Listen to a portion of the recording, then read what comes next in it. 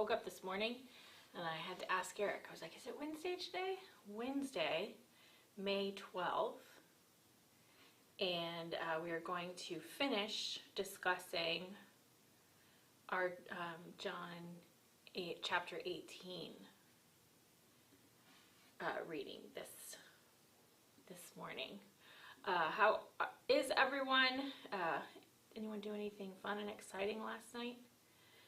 My kids' school had a fundraiser, like spirit night, at a restaurant. Oh, what was it, like Glory Grill or something like that? It's on Tyrone Boulevard, where that like lighthouse where the Outback used to be. We went there. Glory Days, maybe? I don't know. It was all right. It was good. A lot of people there from their school, so that was good. And we ate dinner there. And didn't do much after that. Maddie and I went back home and started watching, or finished, or we've been watching The Chosen. It's a TV show on that follows the life of Jesus and his disciples, the people that he chooses to follow him. And we, oh wait, I just shared the wrong video. So let's delete. Am I live? Let's see.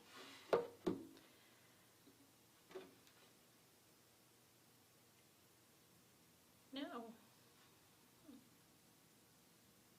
My go live button didn't work.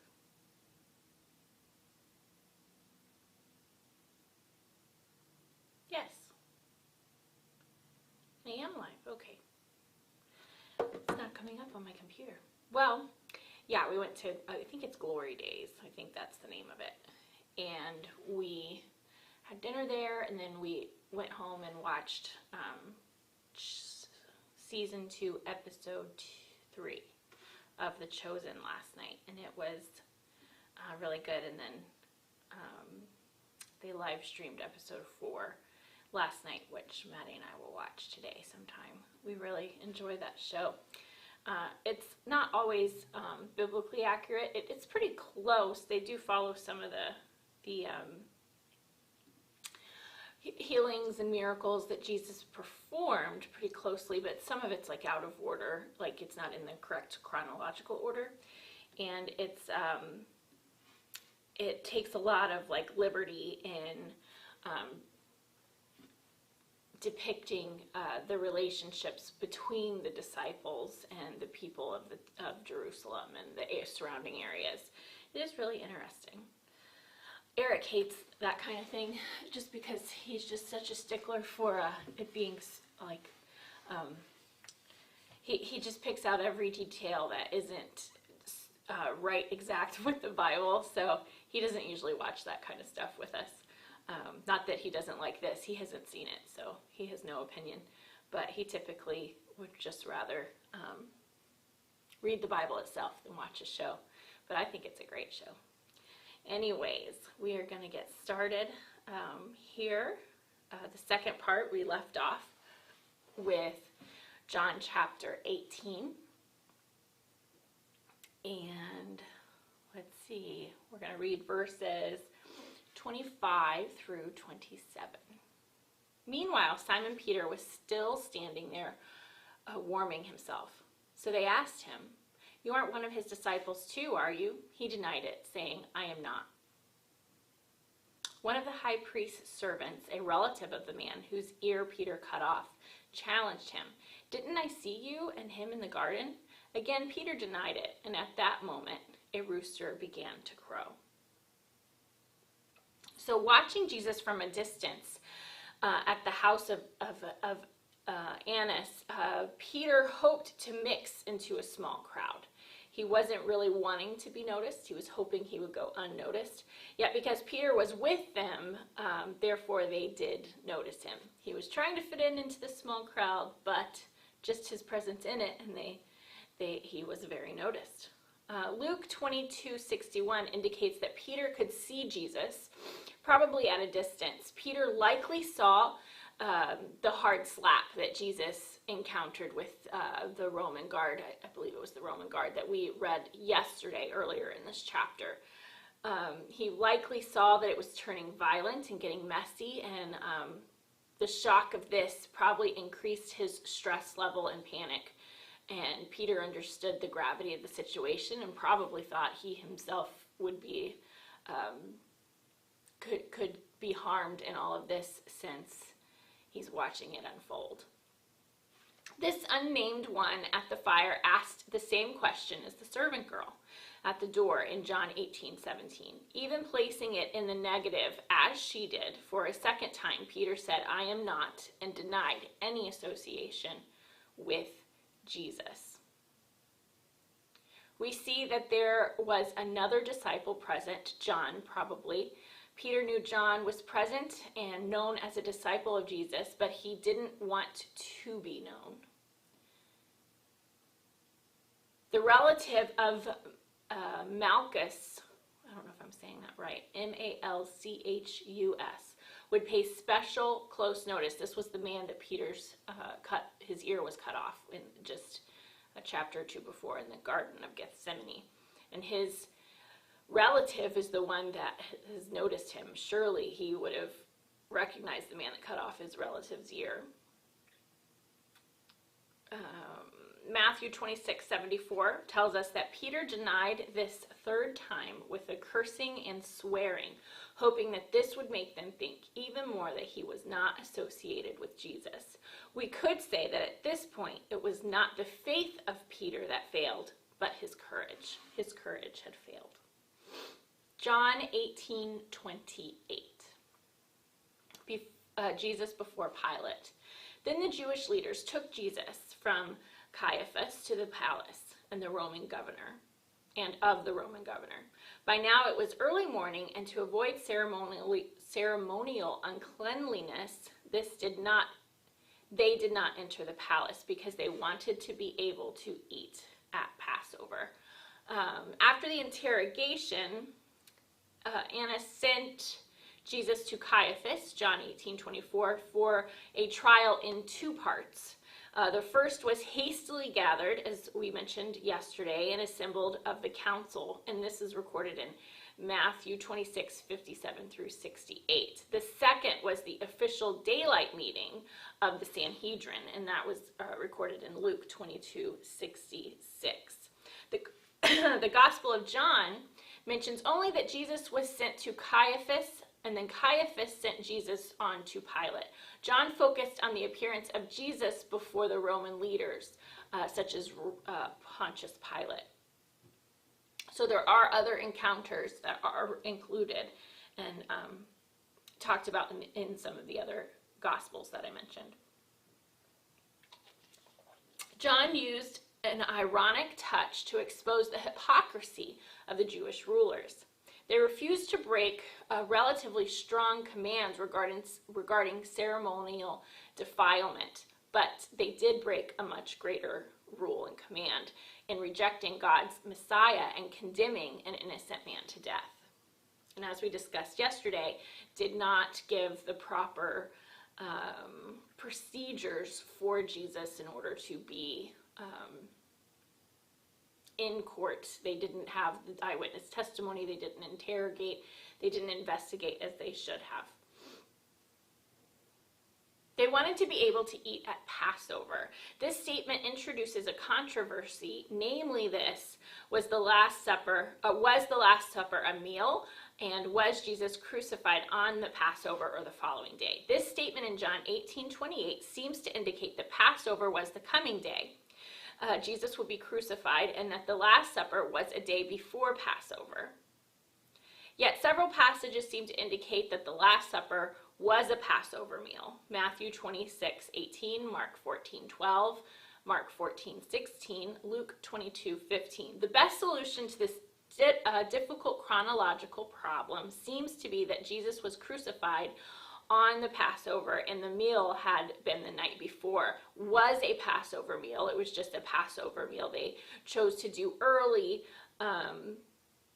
or at the very start of the hours where they were allowed to do it, or something like that. We can speculate that Passover lambs were sacrificed on both days, a necessity due to the massive number of lambs sacrificed in Jerusalem at the temple on Passover, later described by Josephus as being more than 200,000 lambs. Hello, Sharon. How are you guys doing? It's good to see you. Your husband's name's Paul, right? You and Paul? Now we're going to read John 18:29 through 32. So Pilate came out to them and asked, "What charges are you bringing against this man? If he were not a criminal," they replied, "he would not have been handed over to you." Pilate said, "Take him yourself and judge him by your own law." "But we have no right to execute anyone," they objected. This took a place to fulfill what Jesus had said about this kind of death, that he was going to die. The religious leaders had reason to expect a favorable result as they brought Jesus to the Roman governor, Pontius Pilate. Secular history presents Pilate as a very cruel man, ruthless man, and completely insensitive to the moral feelings of others. Consistent with Roman character, Pilate spoke directly to the matter at hand. He demanded to know the accusation. John recorded their evasion of the question in what we were reading. Clark says so they did not wish to make Pilate the judge, but the executioner of the sentence, which they had already illegally passed, which we discussed yesterday.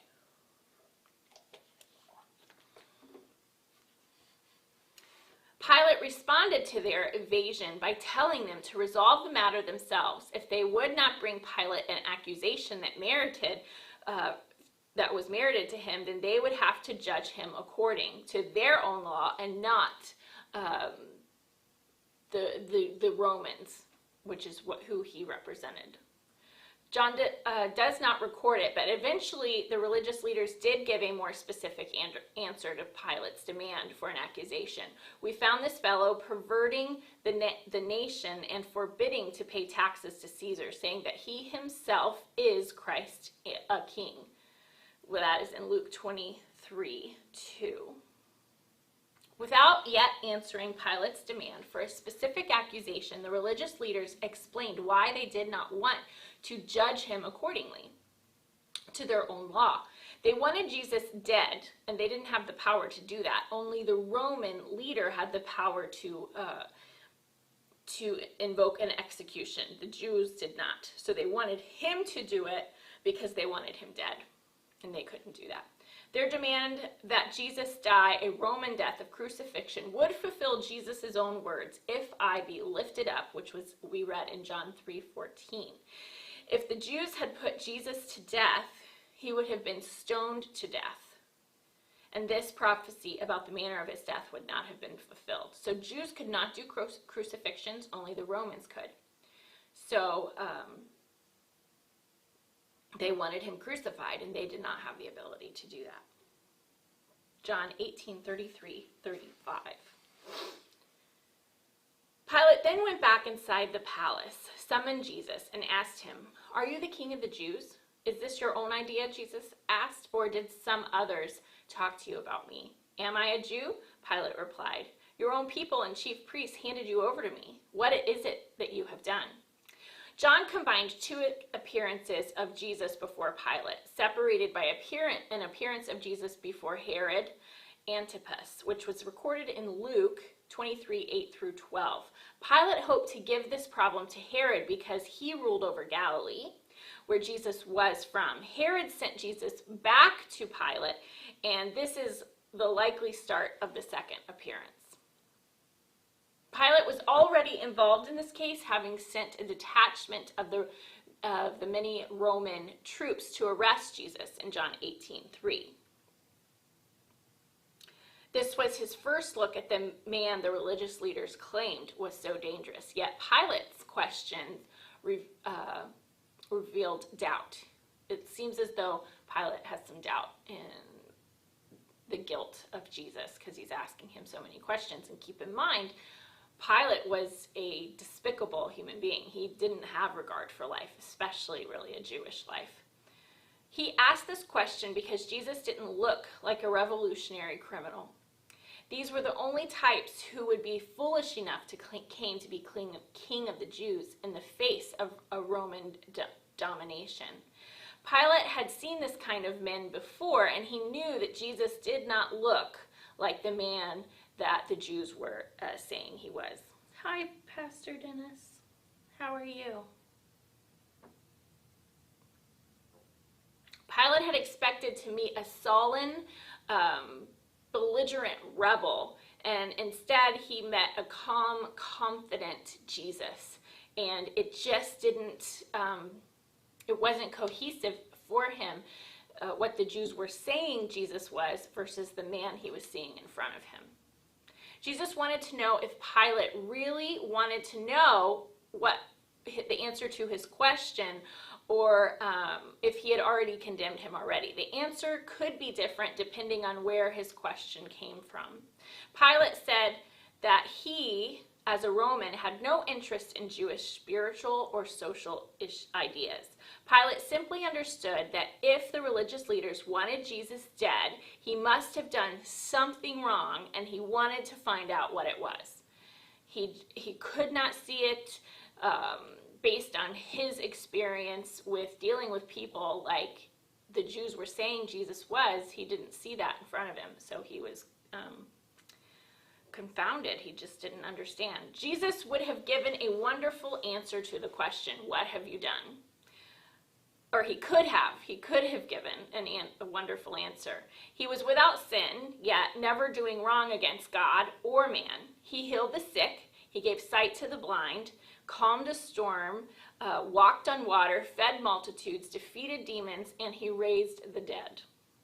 He taught the truth so clearly and powerfully that it astonished his listeners. He fearlessly confronted corruption. He poured his life into a few men who were destined in God's plan to turn the world upside down, or you might say right side up.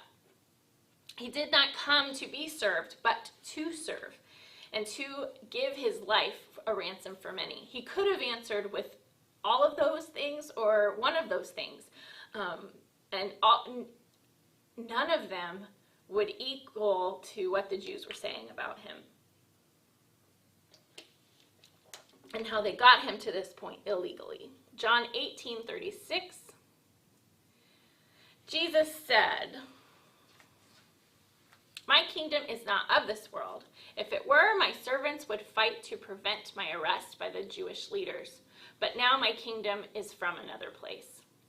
Jesus plainly told Pilate that he was a king and could say, "My kingdom." But he also plainly told Pilate that his kingdom was not a rival political kingdom to Pilate's kingdom, and it was not of this world.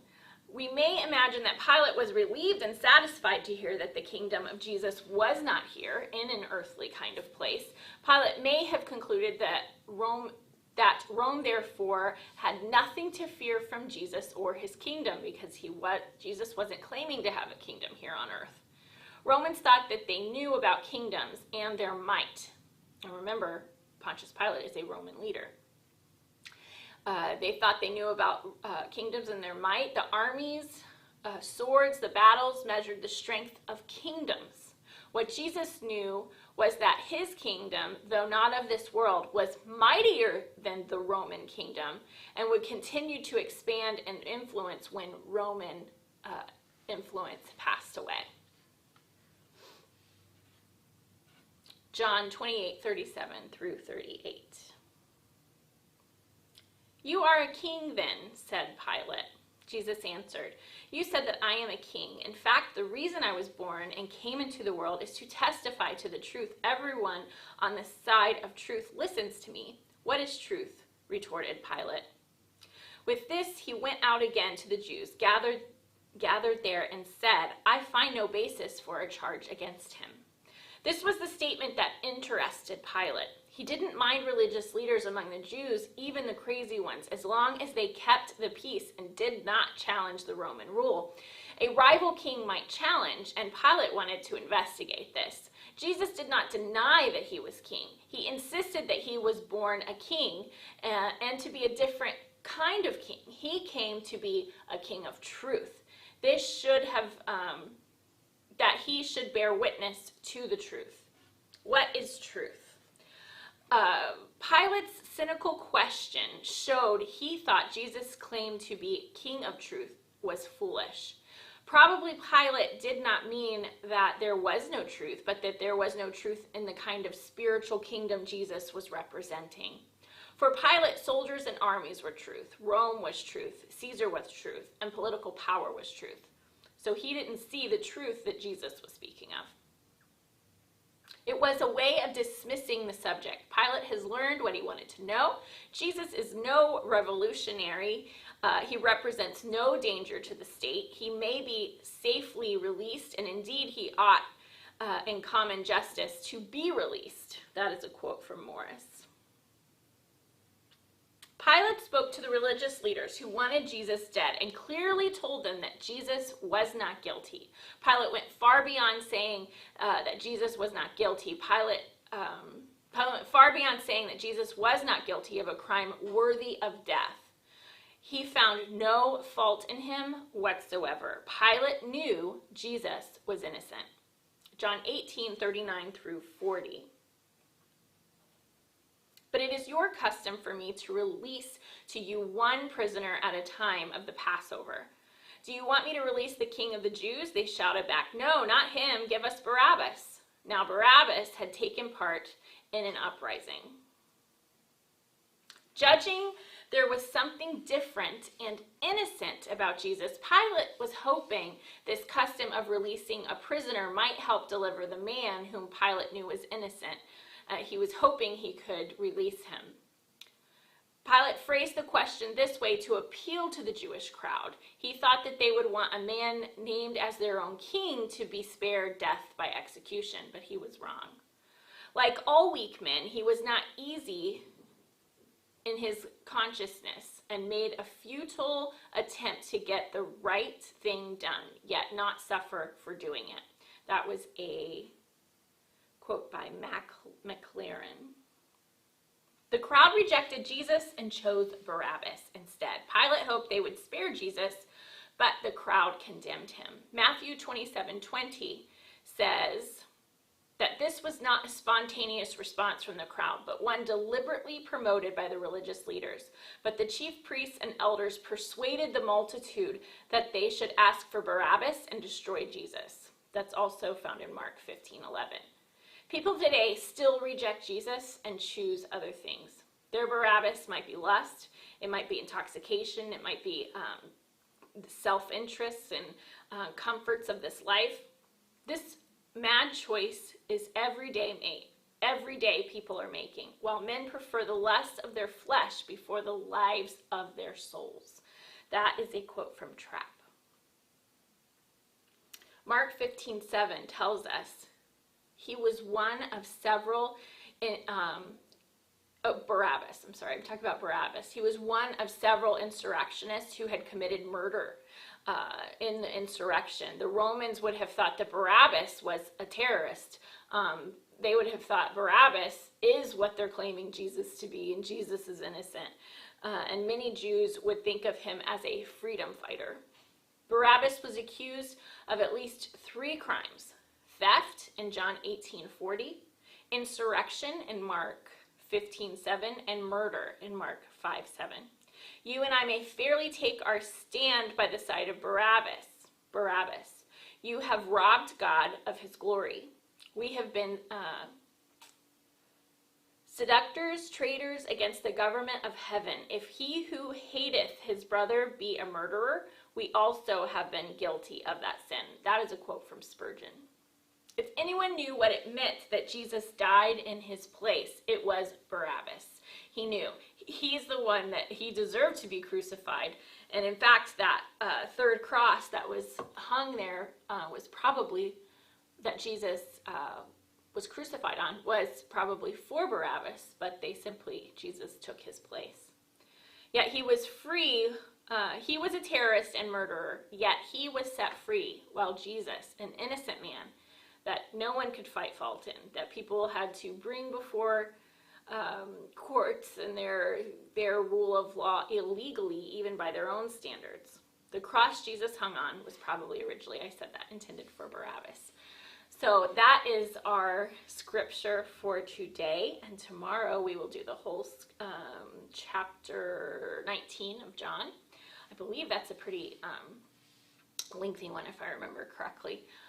We're getting into the crucifixion of Jesus, and it's a lot to digest in all of that. So I think tomorrow's live will be a little bit longer than normal, and then we will. I believe on Friday we see Jesus raised from the dead, and then Saturday he speaks to his disciples a bit. And Saturday I will probably be going live late morning to early afternoon. I have some things scheduled that morning and that evening, so I'm going to get it in at some point, probably late morning to noon or 1 o'clock. So that will be the Saturday live. And I know a lot of times people watch as they can. It's not everyone can come live and join live, which is totally fine. But let's remember today to pray for Ethel, that she was on live yesterday with us, and she has a procedure today, some kind of cancer operation, I believe she said. So let's be praying for her and for her total healing and recuperation. If you have any prayer requests or something you would like me or the staff here or our church to agree with you in prayer, please put those in the comments. I know we have someone in the church, their son, let me see. Yeah, his name is Josh. They're doing a lot of tests on his heart, a young man that comes to church here, he and his family. So we're praying for them and him and his total and complete healing. So if there's anything we can pray for you about, please put that in there. We would love to join with you in prayer and see what, let's pray and watch the Lord do his miraculous work. Amen. All right, I will see you tomorrow with John chapter 19. Hope you have a wonderful day.